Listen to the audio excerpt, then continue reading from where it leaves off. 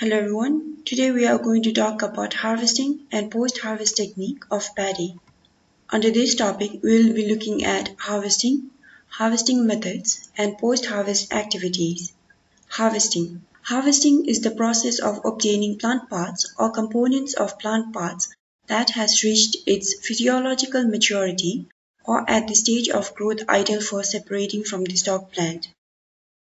Harvesting time of a crop is often determined by changes that takes place in the economic parts of the crop and in some cases the entire plant. This change can be in the form of visual appearance, smell, color, size, and the moisture content. Rice harvest determinants. Harvesting time is determined by the visual appearance, color, and moisture content of the grain. The ideal moisture content for harvesting the rice crop is between 18 to 22%. At the time of harvesting, grains should be firm but not crumbly when pressed between teeth. Several stages of post-harvest handling of rice grains include field drying, threshing, cleaning, grading, sorting, weighing, and milling before making it fit for human consumption. It is important to handle each stage with care to maintain the quality of grain, mill recovery rate, and minimize post-harvest losses. Harvest index. When the crop ripens, it changes its color from green to olive green to yellow or straw color. The grains will be filled and firm, ripe grains per panicle, when 80 to 90% of the grains have changed their colors. When MC has dropped between 18 to 22%. This occurs about 30 to 45 days after flowering or a month after 50% of flowering. It is important to harvest the grains at the right time to avoid post-harvest losses.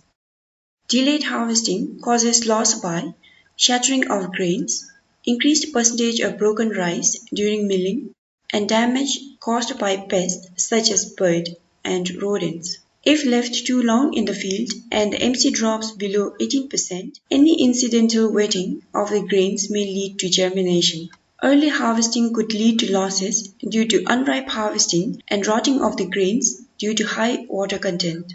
Harvesting methods. The crop is cut near the ground level manually or by machine. Cut the straw 4 to 5 cm from the ground level. This is done so that the farmer can get as much of a crop biomass as possible and to reduce harboring of pests and diseases in the stubbles.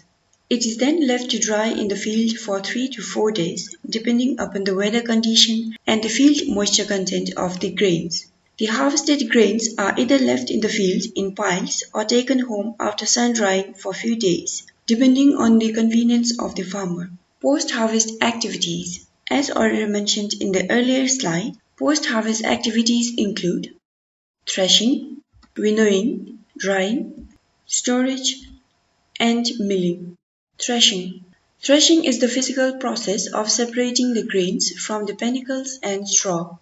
It can be done manually or by a machine. Manual threshing can be done by hand, foot, beating, and whipping against a framed object. Thresh immediately after harvesting to avoid losses. If the grains are wet, let them dry for some time before threshing. Avoid threshing on bare floor to avoid contamination.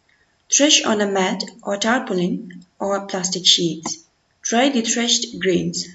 Winnowing. Winnowing is the process of cleaning, and winnowing is done to separate the chaff and empty grains from well-filled ones, remove foreign grains, remove immature or empty grains, decrease the damage of machine during the milling process, decrease post-harvest losses. Drying. Sun-dry paddy properly to a safe moisture content of 12 to 14% by spreading in a thin layer that is about 2 to 3 cm thick on clean floor, mat or tarpaulin, turning over periodically. Storage. Store at 65 relative humidity. Maintain proper aeration in the storage to maintain uniform relative humidity and temperature. Grains should be stored at 14% or less. Store only well-cleaned paddy in a clean store. Practice timely inspection of the rice and store. Do not keep the grain bags directly on the floor. Place the bags on racks 20 cm above the floor to allow circulation of air or for ventilation. Milling. is the process of removing the husk and bran. It can be done manually or by machine. The byproducts of milling can be used as feed or for some other purposes such as biochar as shown in the pictures.